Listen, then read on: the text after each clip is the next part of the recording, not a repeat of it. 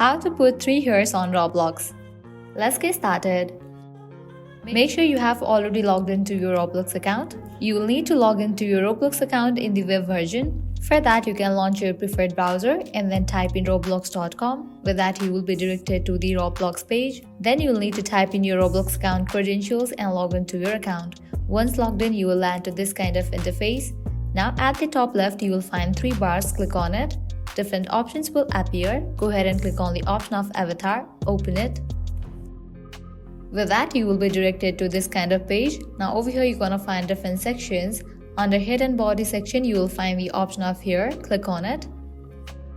Now in this page, you will find the hair option.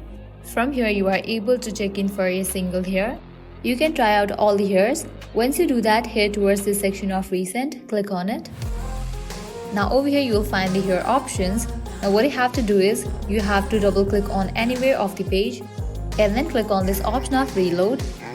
After you reload the page, you will be able to put all the hairs together. Now I can select 3 hairs at once. Well, that's a wrap for this video. This is how you can easily put 3 hairs on Roblox. At the end, if you guys find this video helpful, don't forget to like, share and subscribe to our channel. Thank you.